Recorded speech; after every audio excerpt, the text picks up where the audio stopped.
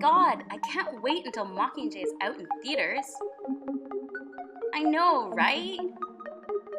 Online again? I wonder which account she's on this time. How many social media accounts does a teenager need?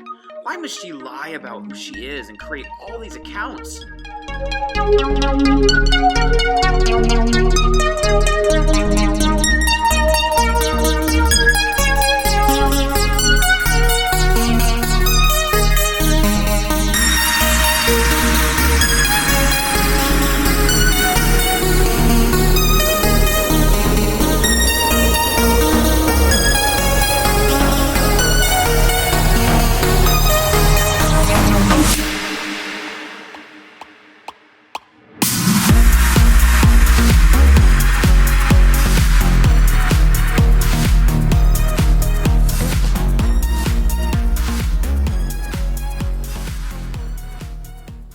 There are two components of online communication that have been very tightly coupled since the earliest days of the internet.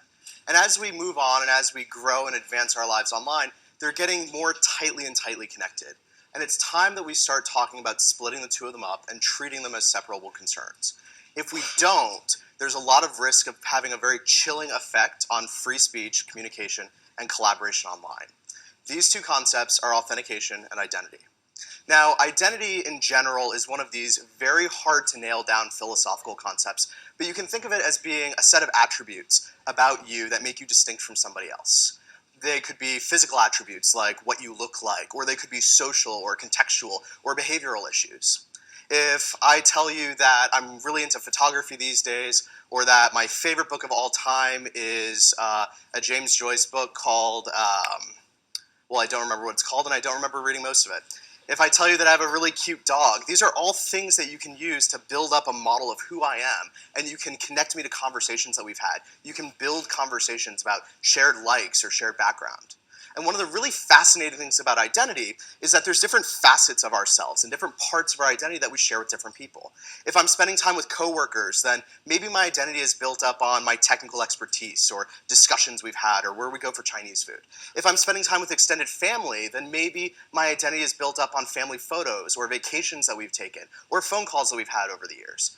And in either of these cases, there might be a lot of overlap between my behavior and between these attributes, but there's still distinct sets. And this is tremendously important for social interaction because it's one of the mechanisms that we use to have different conversations with different groups. Saying one thing to one group of people doesn't necessarily mean it needs to be shared by everyone in the room or everyone in your life. Now, identity online has been changing a lot over the last few years. Traditionally, it's been this very lightweight notion. You start with maybe a username or a handle or a pseudonym. And then everything else that people know about you online is built up on how you interact in a particular community, what you say, and how you act around people. And this has given us a wonderful meritocracy of ideas where you can take people from different walks of life and from different social contexts and bring them together to have a coherent conversation. And we were able very easily to separate parts of our lives online and engage fully in the individual conversations. To many concerned parents and adults, the sheer volume of social media accounts that teenagers have can be worrying. It is not unusual for teenagers to have multiple accounts across a variety of social media platforms, as well as multiple accounts within a single social media platform.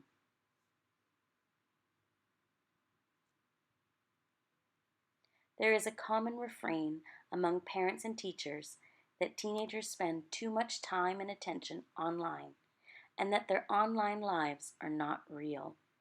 Some view teenagers' multiple accounts as a misrepresentation of themselves.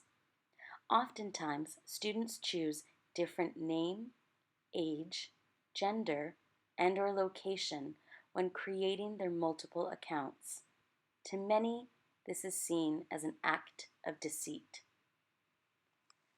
Developmental psychologist Erik Erikson and MIT social sciences and technology professor Sherry Turkle would disagree. To Erikson and Turkle, this is a key stage of development: identity exploration. Erik Erikson spoke of a psychosocial moratorium during adolescence. That is, During adolescence, individuals navigate a range of experiences. The moratorium is in the consequences. Teenagers' actions do not face the same weight they would if they were an adult. They are not counted against them in ways they would as an adult. This somewhat consequence-free period in an individual's life allows them to experiment and explore. Exploration and experimentation lead to the development of identity. Turkle notes that when Erikson was developing his theory, the college years were a relatively consequence-free period in an individual's life. However, this is no longer the case. Turkle posits that online communities provide individuals with a relatively consequence-free zone in which to explore, experiment, and ultimately lead to a better understanding of themselves and who they are.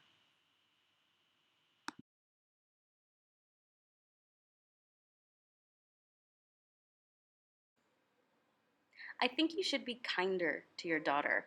Maybe she's having a hard time at school, so she's quiet at home. Good point. Has anyone else ever had their souffles spill over the ramekins and then collapse as soon as you open the oven door? All the time. Can you believe Henrik just scored a hat trick? Pure luck, no skill.